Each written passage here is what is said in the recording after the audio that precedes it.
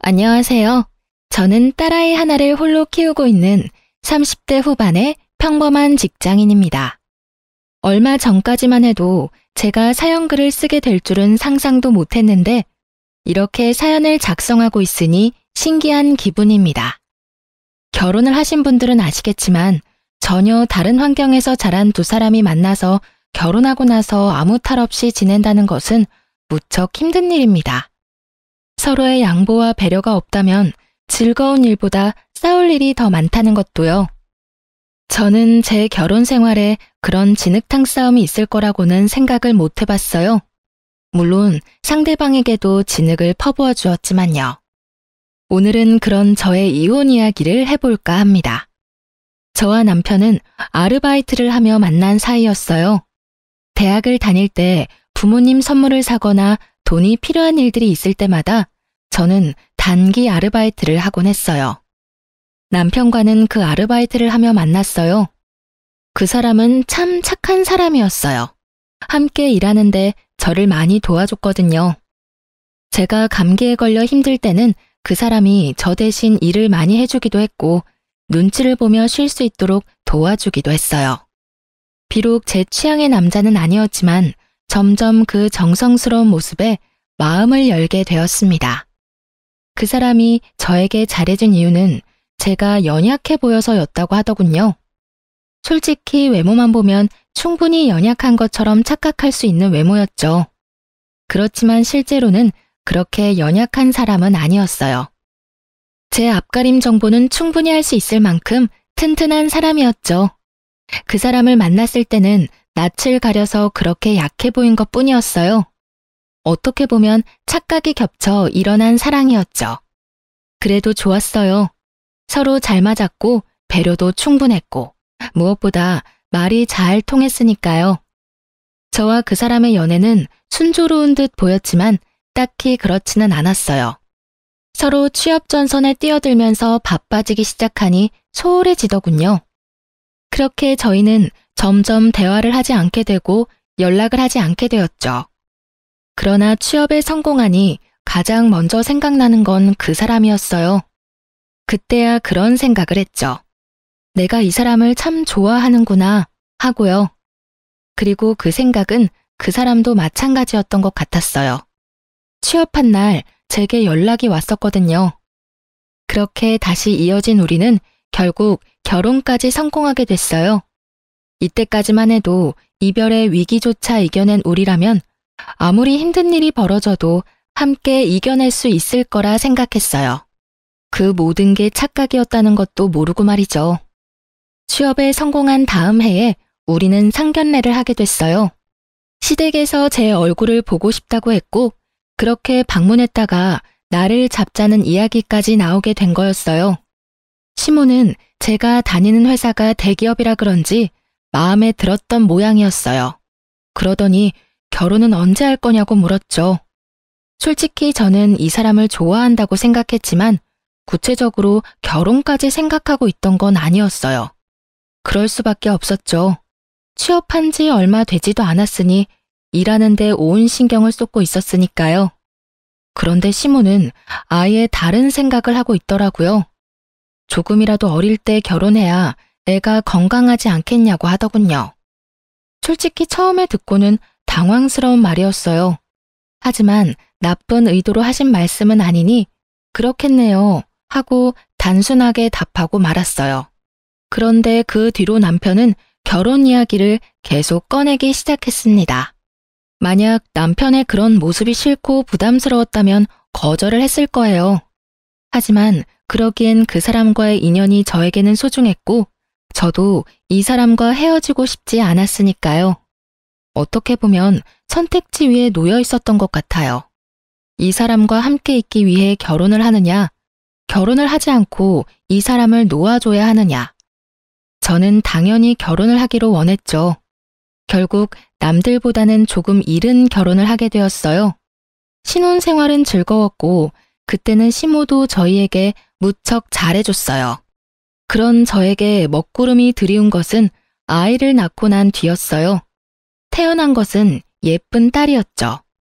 그런데 산부인과를 찾아온 시모의 표정이 그리 좋지 않았어요. 옛날에는 딸 낳고는 미역국도 못 얻어먹은 거 알지? 첫째가 아들이 될 거라고 생각했는데 딸이라니. 이렇게 된 거 둘째 빨리 가지도록 노력하거라. 딸은 시집 가면 끝이야. 필요도 없는 거 애지중지 끌어안고 키울 생각 말고 아들 낳을 생각부터 해. 알았지? 저는 그 말을 들으면서도 이상하게 제 딸을 향한 말이 아니라 저를 향한 말같이 들려서 굉장히 기분이 나빠졌어요. 어머님, 첫 손주예요. 그래도 한번 안아주세요. 됐다. 뭐 이쁘다고 안아줘. 집 재산 다 들고 나갈 도둑인데. 언젠가는 너도 내 말 다 알아들을 거다. 어쩌자고 첫째로 딸을 낳아서는 본인도 여자면서 딸을 낳았다면 며느리를 타박하는 시모가 요즘 세상에 있다는 것도 신기할 노릇이었어요. 그래도 옛날 사람이니 그러려니 했습니다. 이해하고자 노력은 했어요. 아들을 원했던 분이니 마음대로 되지 않아 속상하셨겠다고.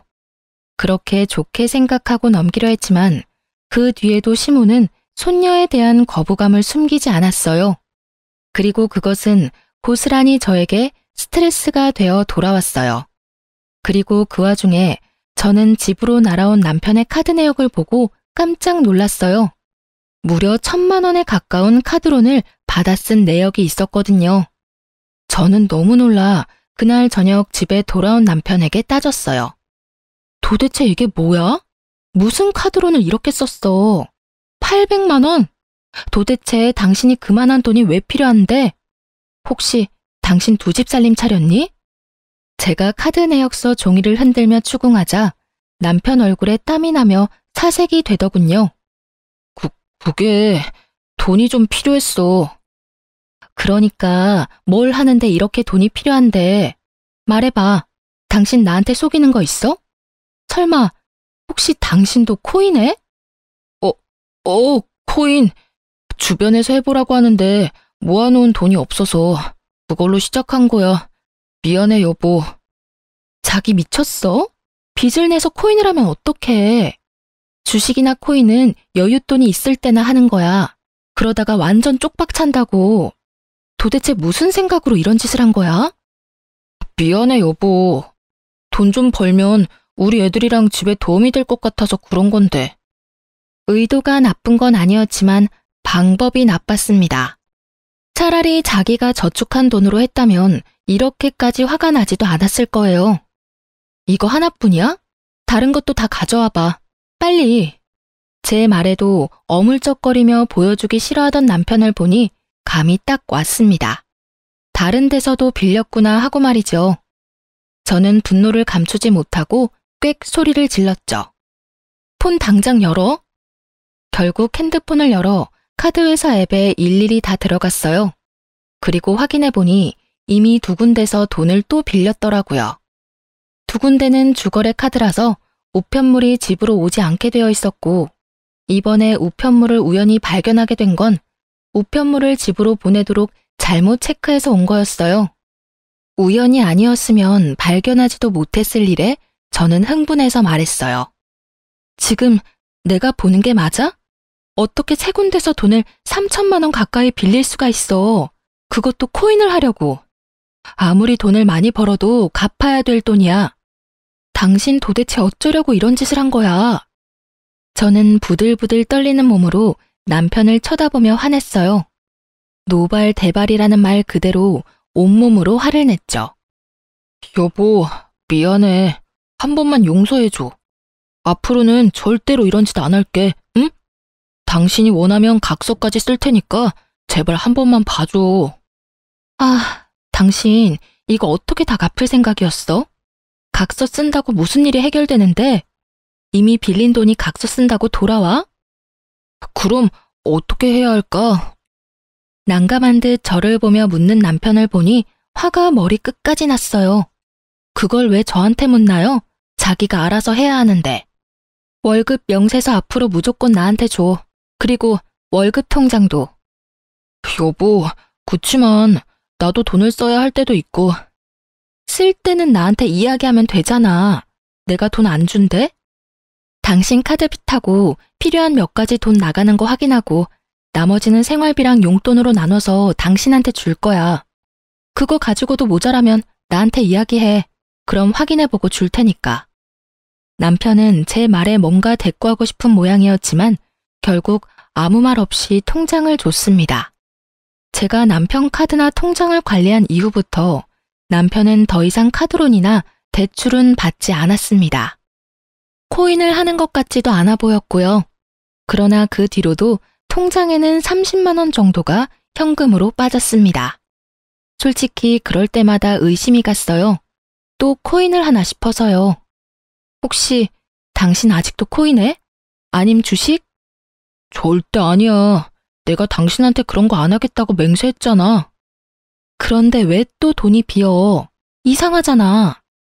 지금 당신 통장 맡은 게 3달째인데 여전히 매달 돈이 비어.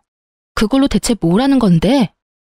사실 요새 몸이 좀 피곤해서 스포츠 마사지도 받고 친구들 만나면 더치페이도 하고 돌잔치나 결혼식에도 현금 필요하잖아. 아니야.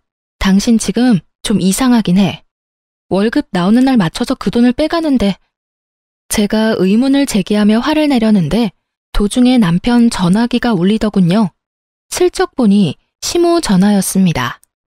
저는 눈을 질끈 감으며 손으로 전화를 받으라는 신호를 줬습니다. 남편이 전화를 받더니 이상한 표정으로 제게 말하더군요. 어머니, 지금 이 밑에 계신데 지금 올라온다고 현관문 열어달라는데? 뭐? 무슨 말도 없이 집에를 오셔. 저는 주말이라 정리도 안 된 집과 씻지도 않은 남편을 보며 한숨을 쉬었어요.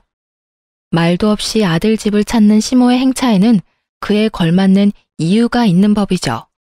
집에 들어오던 시모가 제게 말하더군요. 예, 너는 일하는 것도 좋지만 집도 좀 치우고 살아. 이게 뭐니? 돼지우리도 아니고. 너 직장만 아니었으면 에휴, 됐다. 내가 뭔 말을 하니? 죄송해요, 어머님. 오늘은 무슨 일로 찾으셨어요? 미리 말씀이라도 해주셨으면 준비를 좀 해뒀을 텐데. 너 오늘 나랑 어디 좀 가자. 어딜요? 한의원에 무조건 아들 낳을 수 있다는 용한 집이 있대. 거기 가서 약도 좀 짓고 점집 가서 둘째는 언제 들어서는지도 좀 보고. 어서 준비해라. 예약해놔서 바빠. 어머님, 제가 저번에도 말씀드렸다시피 저는 둘째를 낳을 생각이 없어요. 솔직히 지금 육아휴직하고 쉬면 집도 힘들고요. 넌 네가 뭐 대단한 일이라도 하는 것처럼 말하네. 너 남편보다 조금 더 좋은 직장에서 일한다고 유세 떠는가 본데 며느리로 들어왔으면 해야 할 일은 해야지. 아들을 낳아서 대를 잇고 제사를 지낼 수 있도록 하는 게 너의 가장 중요한 일인데 그걸 안 한다고? 그럼 넌 왜 우리 집에 시집을 왔니? 아들도 안 낳아줄 거면서? 그리고 너 하나 없다고 해서 집이 망하겠어? 우리 아들이 너 하나 정도는 충분히 먹여 살릴 수 있어. 시모 이야기를 들으며 한숨이 팍 나오더군요. 그놈의 아들 타령하는 시모를 보며 저도 참을 수 없어 한마디 보탰습니다. 네, 어머님이 그렇게까지 말씀하시니 어쩔 수 없네요. 저도 애 하나 더 낳도록 노력할게요. 지금 당장 그 직장 그만두더라도 남편이 저 먹여 살릴 수 있을 테니까요. 안 그래, 여보? 제 말에 남편은 얼굴이 하얗게 질려서 눈도 못 마주치더라고요. 여보, 애를 낳는 거지 직장을 그만두는 건 아니지? 어차피 육아휴직하면 돈 적게 받는데 직장 그만두는 거랑 뭐가 달라? 당신이 책임지면 되잖아. 나랑 우리 딸. 어머님이 매번 내조하라고 하시는 것도 신경 쓰였고 내가 일 그만두고 당신 내조할 테니까 당신은 돈만 벌어와. 그래도 잘하던 일 그만두는 것도 아깝고 둘째는 나도 그렇게 크게 생각은 없는데. 남편은 필사적으로 저의 임신과 퇴직을 막더군요. 그럴 수밖에요. 남편 본인도 빚 갚느라 헉헉대는데 말이죠. 그게 무슨 소리야? 아들이 꼭 있어야지. 넌 왜 갑자기 네 마누라 편을 들어? 엄마, 그게... 어머님 아직 모르시나 보네요. 남편 카드빚이 거의 3천만 원이라 그거 갚느라 지금 힘들거든요. 그래서 지금 당장 저 일 그만두고 애 가지면 저희 생계가 많이 힘들거든요. 그래서 그런 거니까 이해하세요. 그래도 가장인데 투잡이라도 뛰면서 저희 부양하려고 노력하지 않을까요? 그 말에 시모가 기가 찬다는 얼굴로 남편을 쳐다보았어요. 남편이 시모의 도끼 어린 눈빛을 피하는 걸 보고 속이 시원했죠. 이제는 시모가 내게 애를 가지라고 말하지는 않겠구나 싶었어요. 제 예상대로 시모는 제게 아무 말도 안 하고 남편을 향해 있는 대로 욕설을 퍼붓더군요. 너 우리 집안의 아들이 얼마나 귀한 줄 몰라? 네가 이런 못난 짓만 안 했어도 지금 손주가 태어났을지도 모른다고. 어휴, 이 멍청한 거사. 도대체 그 돈을 다 어디다 썼어? 남편은 시모의 욕설을 고스란히 받으면서도 변명 한마디 하지 않더군요. 앞으로 그럴 일 없어요. 와이프한테 통장 다 잡혔으니까. 그리고 앞으로 둘째 이야기 좀 그만하세요. 잘 해결되겠죠. 그러니까 이제 가세요. 그러면서 남편은 시모를 쫓아냈어요. 그리고 남편 자신도 밖으로 나가버렸어요. 시모는 그 뒤로 제게 둘째를 가지라는 말은 입 밖에도 꺼내지 않았어요. 그러려면 못난 아들이 벌인 일을 들춰야 하니 입 밖에도 내지 않더군요. 둘째라니, 이 와중에 둘째가 가당키나 한가요? 그렇게 저는 평화를 찾았습니다. 그러나 그 평화는 한 달도 되지 않아 깨져버렸어요.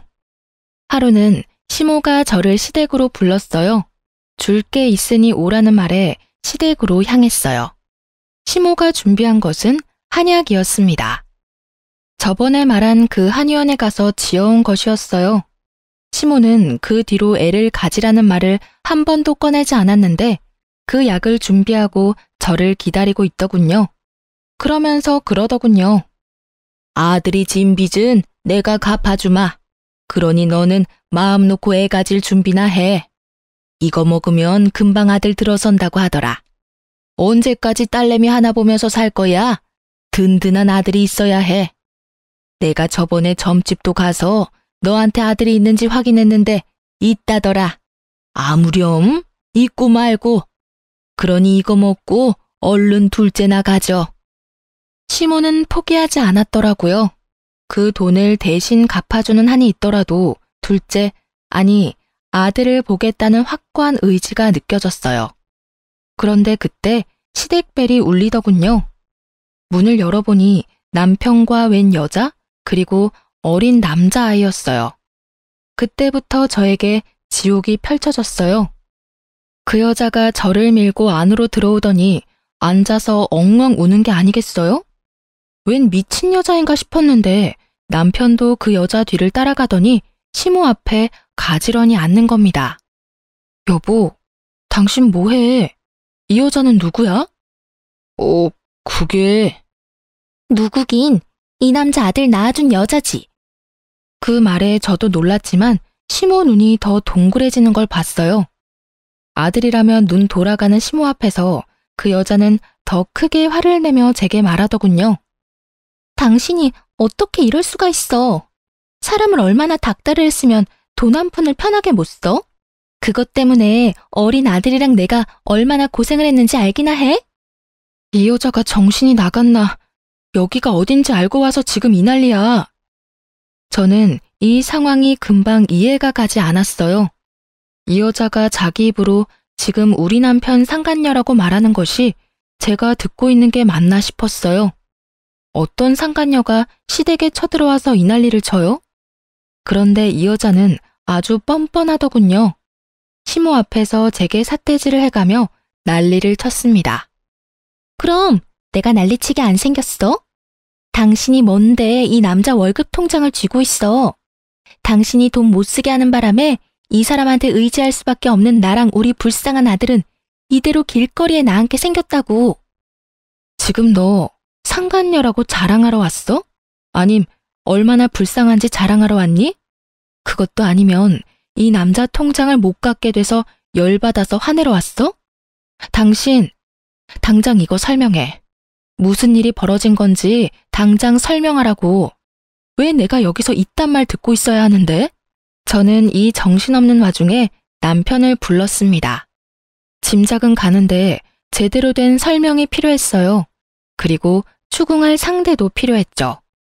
여보, 미안해. 내가 정말 할 말이 없어.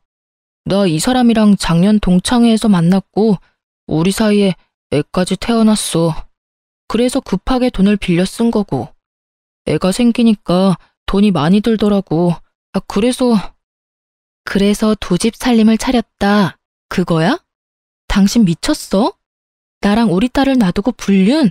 아니, 그것도 화가 나서 팔짝 뛸 일인데 이 여자는 여기에 왜 데리고 왔는데 밖에서 해결을 봤어야지. 그게 나 당신이랑 이혼하고 싶어. 이 여자랑 살 거야. 그래서 여기 온 거고. 이혼? 네가 왜 이혼을 입에 담아? 이혼 이야기는 내가 꺼내야 되는 거 아니야? 그리고 이혼 내가 안 해주면 어쩔 건데? 어머니한테 부탁할 거야. 어머니, 좀 도와줘요. 어머니 손자 원했잖아. 여기 이 여자 아들이 내 아들이에요. 그러니까 이혼하는 거 좀 도와주세요. 그 빚만 좀 어떻게 하면 이혼해도 잘 살 수 있을 거예요. 남편은 내게 이혼을 요구하며 자기 손으로 한 살도 채 되지 않은 갓난쟁이를 시모 품에 안겨줬어요. 시모 눈이 휙 돌아가며 그 상간녀의 아이를 바라보는 눈빛이 흐뭇하게 변하는 것을 보면서 저는 게임이 끝났다는 걸 깨달았어요. 아들 바라기 시모가 제 편이 될 일은 절대 없을 테니까요. 내가 그 돈 갚아줄 테니까 너희 이혼해라. 싸우고 할 거 뭐 있어? 우리 아들이 널 싫대지 않니? 그러면 네가 당연히 나가야 하는 게 맞는 거 아니냐? 저는 기가 막혔습니다. 이혼을 하기 위해 시모를 설득하려고 애까지 데리고 여기 온 거였어요. 이 남자가 이렇게 사악했나 싶었는데 기세등등하게 웃으며 저를 쳐다보는 상간녀를 보니 이 여자가 그린 그림이었구나 싶은 생각이 들었죠. 어머님, 어떻게 그런 말을 하실 수 있어요? 상간녀를 앞에 두고. 그러니까 법대로 해. 솔직히 우리 아들이 바람핀 거 말고 무슨 잘못을 했니? 잘못이라면 네가 했지. 네가 우리 아들한테 잘했으면 아들이 널 두고 바람을 폈겠어? 그게 지금 하실 말씀이세요? 그러니까 나 보기 싫으면 얼른 이혼해. 나는 손주만 있으면 된다. 다른 건 다 사소한 것들이야. 저는 이 상황이 정말 이해가 가지 않았어요. 제가 피해자인데 여기서는 제가 이상한 사람이 된 것 같았죠. 여보, 정말 이렇게 부탁할게. 헤어져줘. 위자료는 내라면 낼게. 그러니까 제발 부탁이야. 부탁? 나 이혼녀 만들고 우리 딸 아빠 없는 자식 만드는 것도 부탁이라고 하는 거니? 어떻게 당신이 나한테 이럴 수가 있어? 당신은 능력 있잖아. 좋은 직장도 있고 능력도 있고 다 잘하니까 괜찮잖아. 그런데 이 사람은 안 돼. 나 없으면 안 되는 사람이야. 그러니까 당신이 나랑 헤어져 줘. 어? 제 남편은 아주 단순한 사람이었습니다. 그 여자가 징징대며 못 살겠다고 하는 말을 곧이곧대로 믿고 자신이 지켜줘야 할 여자라고 생각한 모양이었어요. 그 사람의 여자 취향이었죠. 저와 결혼할 때도 저를 지켜줘야 할 사람이라고 생각했으니 상간녀가 그 부분을 아주 잘 활용한 것 같더라고요. 딱 보니 답이 안 나오겠더라고요. 야, 능력 없는 년은 유부남 꼬셔도 되고 능력 있는 나는 남편 다 뺏기고 이혼녀나 되라는 말이야? 말을 하고 싶거든 제대로 된 말을 해. 내가 괜찮으니 이혼하자고? 내가 괜찮은지 안 괜찮은지 네가 어떻게 아는데? 알았어. 이혼? 하자. 내가 그거 해줄게. 그런데 너 나중에 후회나 하지 마. 저는 그렇게 이야기하고 시댁에서 나왔어요. 그리고 이혼 전문 변호사와 만나 이혼 소송에 들어갔죠. 당연한 말이지만 제게 유리했습니다. 유책 사유는 남편에게 있었으니까요.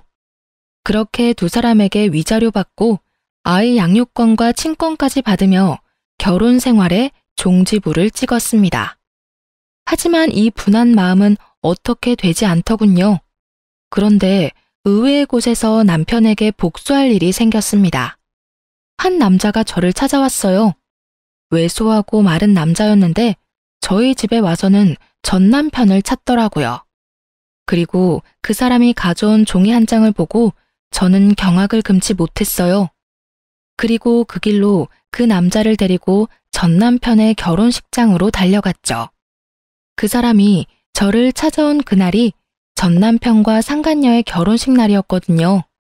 이혼한 지 일주일 만에 재혼을 하더라고요. 제가 찾아가니 이미 결혼식은 막바지였고 하객들은 식사를 하러 갔고 두 사람은 패백을 하러 별실에 올라가 있는 상태였어요. 올라갔더니 가족들이 모두 모여 있더군요. 두 사람은 기분이 좋은지 입이 귀에 걸려 있었고 시모는 아이를 안고는 아주 좋아 죽더군요. 함께 온 남자가 상간녀의 얼굴을 보더니 대뜸 달려가 묻더군요. 애는 어딨어? 애 어딨냐고. 그 사람이 서 있던 곳에서는 시모가 보이지 않았나 보더라고요. 상간녀는 당황한 건지 말도 못하고 벌벌 떨기만 했죠. 그때 전 남편이 떡하니 그 남자 앞을 가로막더군요. 그러면서 저한테 화를 냈어요. 이게 뭐 하는 짓입니까? 당신 이 사람이 누군데 여기까지 데리고 와. 그리고 난 당신 결혼식에 초대도 안 했어. 알아, 초대 안 한 거. 나도 올 생각 없었어. 근데 여기 당신 애타게 찾는 분이 계셔서 모시고 온 거야. 좀 급해 보였거든. 그런데 이렇게 서로 좋아 죽는 거 보니까 여전히 모르나 보네. 내가 뭘 모르는데. 당신 혹시 나랑 이혼했다고 이런 식으로 해코지하는 거면. 저는 전 남편 말을 뚝 잘라먹고 이야기했어요. 뻐꾸기 새끼 잘 키우고 있는 거면 됐어. 자기 자식도 아닌데 당신도 참 대단하다. 돈 빌려다 돈도 갖다 바치고 마음도 주고 당신도 참 대단한 순정파네? 그치? 얼굴 어디 하나 비슷한 곳도 없는데 정이 가긴 하나 보네. 제 말에 남편놈 얼굴이 일그러지더군요. 그런 남편놈 얼굴에 그 남자가 제게 보여줬던 서류를 펼쳐 보여줬죠. 저 남자랑 네 아이 친자 검사 결과래. 근데 일치라고 뜨네? 그럼 저의 아버지가 누굴까? 제 말에 남편놈이 말을 잊었는지 종이만 뚫어져라 쳐다보고 있더군요. 이게 저 사람이랑 우리의 친자 검사 결과라는 걸 어떻게 믿어? 내가 당신을 못 믿는데. 그럼 당신 와이프한테 물어봐. 저 애가 누구 애인지. 그러나 전 남편 곁에 있던 상간녀도 그다지 좋은 상황은 아니었어요. 그 남자가 상간녀를 향해 비난을 퍼붓고 있었거든요. 야, 너 내 아이 데리고 지금 딴 놈이랑 결혼하는 거야? 네가 뭔데 여기서 그런 말 하는 건데. 나 너랑 결혼한 적도 없고 사귄 것뿐인데. 여기 와서 남의 결혼식 망치기나 하고. 결혼하려고 동거하면서 준비 중이었지. 그것도 내 애 임신한 채로. 너 애 임신한 동안 나한테 매달 100만 원씩 뜯어갔냐 안 뜯어갔냐? 임신했을 때는 애 빌미로 돈 갖다 달라 난리를 치더니 애 태어나니까 살던 월세방 보증금 받아서 도망을 가? 그러고는 고작 유부남 꼬셔서 가정 파탄 내고 결혼? 그래, 네가 무슨 정신 나간 짓을 하든 상관없는데 애랑 돈은 돌려줘야지. 우리 어머니가 그 애를 얼마나 기다렸는지 알기나 해? 네가 뭐 착각하나 본데 내 아이 당신 자식 아니야. 내가 그런 것도 안 알아보고 여기까지 왔는 줄 알아? 잔말 말고 애 내놔. 그리고 그 애한테 쓰겠다면서 나한테서 뜯어간 돈 2천만 원이랑 월세 보증금도 다 돌려내. 너 돈 안 돌려주면 경찰에 사기죄로 신고해버릴 거니까. 상간녀와 상간녀의 남친은 아주 박터지게 싸우더군요. 두 사람의 싸움에 근처 친척들 시선이 몰린 건 당연한 거였고요. 시모는 얼굴이 완전 흑색이 돼서는 이 상황이 뭔지 파악하려고 애쓰는 것처럼 보였어요. 어머님, 기분이 많이 안 좋으시겠네요. 그렇게 애지중지 안고 빨고 하던 손자가 어머님 친손자가 아니라니 말이에요. 이게 다 뭐야? 너 네가 벌인 일이지? 네가 우리한테 복수하려고 그런 거지? 어머님도 참 너무하시네요. 제가 이렇게 친절히 그 애가 남편 아들이 아닌 사실을 알려드리고 있는데 할 말이 그것뿐이에요. 못 믿겠으면 친자 검사해보세요. 그런데 한 가지만 말씀드릴게요. 어머님이 안고 계신 손주 이제 태어난 지 5개월이죠? 그런데 아세요? 그 사람이 동창회에서 저 여자랑 실수했다는 날이 12개월 전이에요. 애가 태어났으면 이제 막 2, 3개월이어야 하는데 걔는 벌써 5개월. 아무리 한두 달 빨리 태어났어도 개월수가 안 맞잖아요. 그렇죠? 제가 그렇게 말하자 옆에서 듣고 있던 남편놈 얼굴이 맛이 가더군요. 임신을 하면 10달을 애를 품어야 하는데 본인이 계산해봐도 애가 저 개월수가 되면 안 된다는 걸 알았나 봐요. 뭐 처음부터 모른 건 자기 잘못이죠. 미리 계산해봤다면 저 여자 수작을 알았을 텐데 그런 것도 모르고 놀아나는 꼴이란. 한심하기 그지없는 눈으로 남편을 바라봐줬어요. 그리고 마지막으로 한 방 더 먹여줬어요. 그래도 애는 아직 정식으로 당신 애는 아니지? 당신 애로 되어 있으면 양육권, 친권 이런 건 어떻게 되는 걸까 싶네.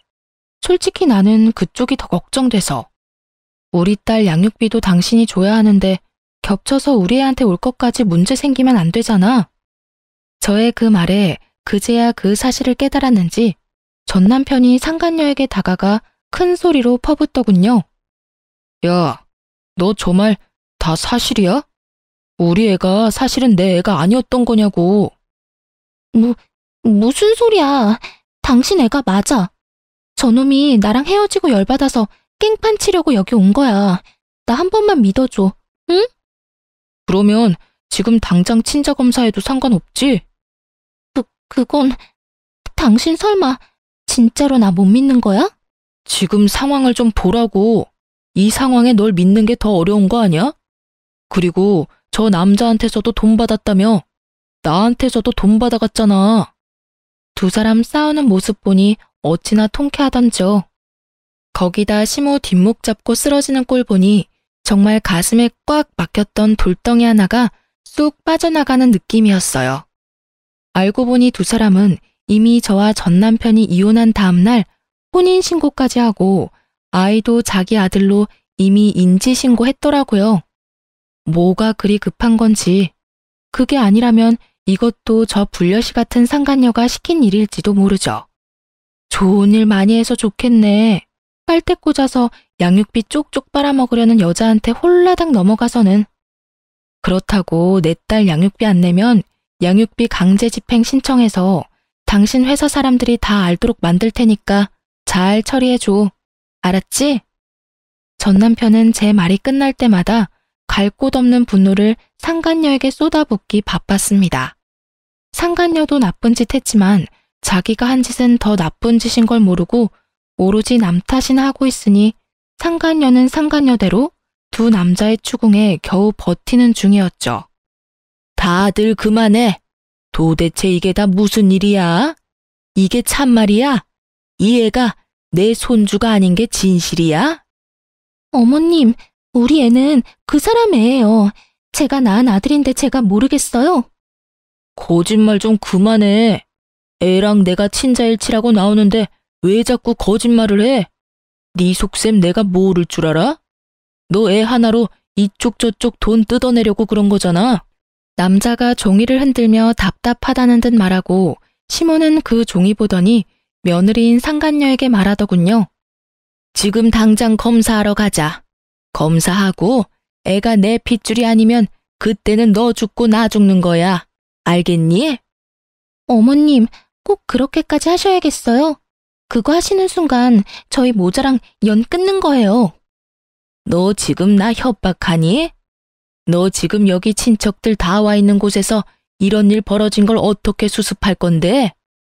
그리고 난 죽었다 깨도 내 핏줄 아니면 키워줄 생각 없어. 이 애가 내 핏줄이 아니라면 차라리 딸 낳은 전 며느리한테 찾아가 둘째 낳아달라고 비는 게 훨씬 낫겠다. 어디서 동네 창피하게 결혼식 날 동거하던 남자가 찾아와? 너 같으면 이해가 가니?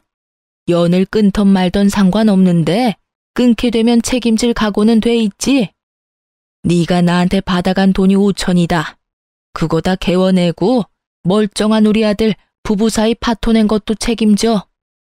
그건 상간녀만의 문제가 아니었지만 시모는 아주 상간녀를 잡아먹을 듯 노려보며 난리였어요.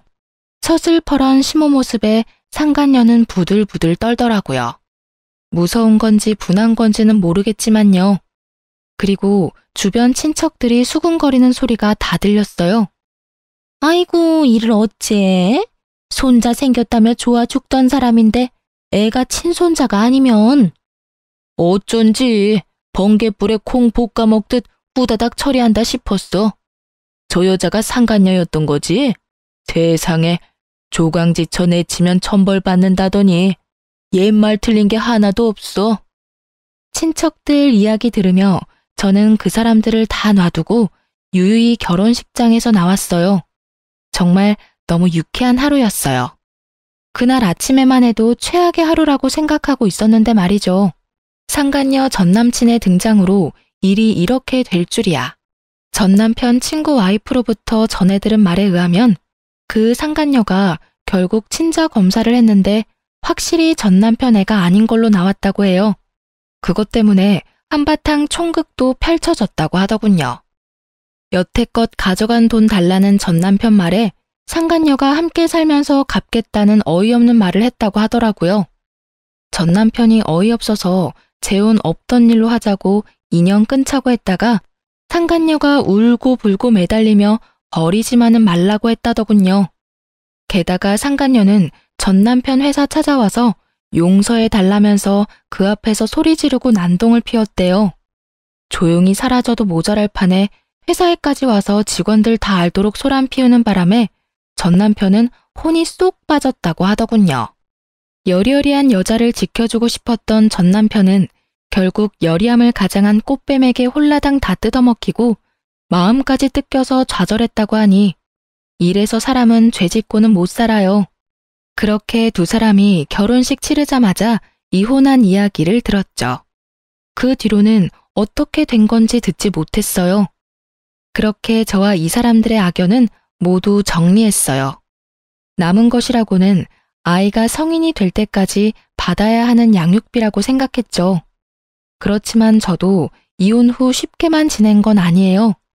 아이를 위해서 좀 더 시간이 자유롭고 덜 힘든 곳으로 직장을 옮기게 됐거든요. 고맙게도 추천받아 이직을 했기에 직급은 그대로 유지하며 일할 수 있었어요. 그런데 그 직장에서 악연의 흔적을 만나게 될 줄이야. 바로 전 남편과 딱 마주친 거 있죠? 직장 상사와 부하 관계로요. 솔직히 전 남편이 그 회사를 그만둘 거라고는 생각도 못했기에 당시 마주쳤을 때는 너무 놀랐어요. 그렇게 한 달 정도 불쾌한 상황이 이어지다가 회식 자리가 생겼어요. 그런데 한 여직원이 저한테 묻더군요. 대리님, 애가 아직 어리죠? 혹시 남편분이 많이 도와줘요? 어? 아, 나 혼자 된 지 1년 됐어. 전 남편이랑 이혼했거든. 어머, 죄송해요. 그런 줄도 모르고. 괜찮아. 그럴 수도 있지. 솔직히 전 남편이 상간녀랑 바람나서 혼외자 만들고 이혼한 거라서 차라리 없는 게 낫다 싶어. 그래서 대리님이 이혼하자 한 거군요. 잘했어요. 그딴 인간 뭐 좋다고 끌어안아요? 그냥 내다버리는 게 답이에요. 아니, 그 사람이 이혼해달라 하더라고. 상간녀는 너무 여리고 착해서 자기가 지켜줘야 한다나 뭐라나? 제 말에 여직원이 벙찐 얼굴로 갑자기 화를 막 내더군요. 뭐라고요? 우와, 세상에 진짜 미친 쓰레기 같은 인간이 있긴 있네요. 어떻게 바람핀 주제에 이혼을 요구해? 진짜 그걸 가만히 뒀어요? 저 같으면 그 자리에서 머리끄댕이라도 잡았을 건데. 그러게나 말이야. 그런데 더 웃긴 거 이야기해 줄까? 나랑 이혼하고 전 남편이 그 상간녀랑 결혼하는 날 상간녀랑 동거했던 남친이 결혼식장에 와서 애랑 돈 내놓으라고 난리였거든. 애를? 왜요? 거기다 동거... 그 상간녀 진짜 배짱이 장난 아니네요. 설마 애 가지고 장난질한 건 아니죠? 왜 아니겠어? 알고 보니 전 남편 애라며 상간녀가 데려온 애는 그 사람 애가 아니고 상간녀 전 남친 애였던 거지. 애 하나 가지고 남자한테 돈 좀 뜯어보려고 유부남을 꼬셨고 그 유부남은 그 수작에 넘어가서 결국 집 팔자 지가 꼬았지. 저는 그 이야기하면서 전 남편을 슬쩍 봤어요. 그랬더니 연신 휴지로 얼굴에 땀을 닦고 있더군요. 진짜 이래서 사람은 나쁜 짓 하고는 편하게 못 살아요. 남자가 보기에도 진짜 나쁜 놈 맞죠? 쓰레기라고 불러도 손색 없는 사람이네. 안 그래요? 여직원이 전 남편에게 동의를 구하듯 묻는데 전 남편은 그러네요 하면서 억지 웃음 짓고 있더라고요. 직원들 입방아에 오르내리는 게 힘들었는지 나중에 저희 집까지 찾아와 제발 그만하라며 소리치더군요. 이런 식으로 계속 내 이야기하면 명예훼손으로 소송 걸 거야? 명예훼손? 소송하고 싶으면 해. 나는 걸릴 게 없어. 내가 겪은 이야기 회식 자리에서 한 것뿐이고 그 전 남편이 너인 것도 아무도 모르잖아. 너 혼자 힘들 뿐인데 소송해서 전 직원이 다 알도록 만들고 싶으면 그렇게 해. 만약 그렇게 해서 직원들 입에 내 이름 오르내리면 그때는 내가 당신 고소할 거니까. 제 말에 전 남편은 제 앞에 무릎을 꿇더군요. 제발 이제 그만 좀 하자. 나 너무 힘들어. 나 여기서 잘못되면 갈 곳도 없어. 제발 부탁이야. 나 좀 여기서 일하게 해줘. 내가 잘못한 건 아는데 그게 이렇게까지 두고두고 까일 일이야? 그 여자 피해서 도망왔는데 이번에는 당신이야. 도대체 다들 나한테 왜 그러는데? 당연히 꼴도 보기 싫어서 그런 거지. 그걸 모른다니 참 어이가 없었어요. 본인이 그렇게 나쁜 짓을 저질렀다는 감이 없나 싶을 정도였죠.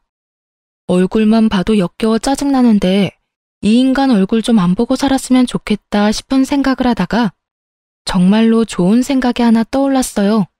상간녀를 이용하면 잘 될 것 같아서 이번 회식 사진을 제 메신저 프로필 사진으로 바꿨어요. 그리고 제 회사 이름을 적었더니 상간녀가 미끼를 물었더라고요. 어떻게 알았는지 저희 회사 앞까지 찾아와서 난동을 피우더라고요. 야, 내가 너 못 찾을 줄 알았지? 나랑 애는 버리고 다시 찾은 게 한 번 버렸던 마누라 곁이야? 당신 여기 어떻게 알고 왔어? 네 전 마누라가 가르쳐줬다. 왜? 나랑 애까지 버리고 네가 가긴 어딜 가? 내가 이야기했지? 당신이 나 버리면 나도 당신 회사 가서 당신이 어떤 짓 하면서 살았는지 다 떠벌린다고. 그리고 당신은 배알도 없어?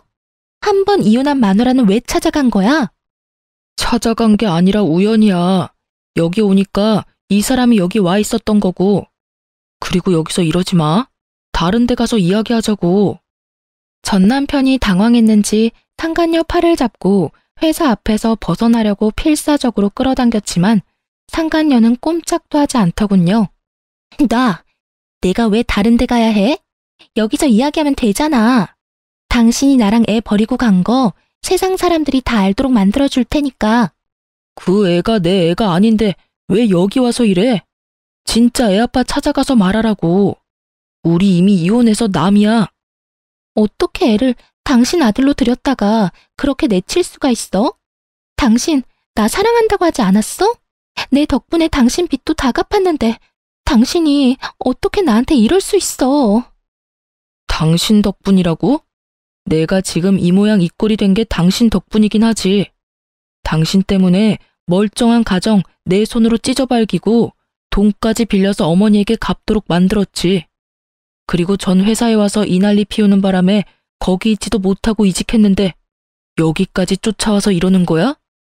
당신이 하나부터 열까지 다 잘못했는데 왜 나한테 이러는 거야? 당신 혼자 잘 살겠다고 도망가는 건 안 되지. 당신이 나 책임지겠다며? 바람은 혼자 피워? 그럼 나랑 바람을 피우지 말지 그랬어. 그랬으면 가정도 지키고 돈도 안 빌리고 부자 돼서 잘 살 수 있었을 텐데, 어?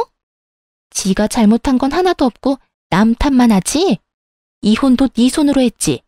내가 손모가지 붙잡고 이혼 서류에 사인하라고 협박이라도 했어? 다 자기가 한 주제에 나한테만 책임 전가하겠다는 거잖아. 그러면서 이렇게 또 나 내치고.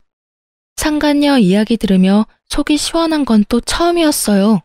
하긴 무슨 일이 있어도 본인이 흔들리지 않았다면 이런 일은 벌어지지 않았을 테니까요.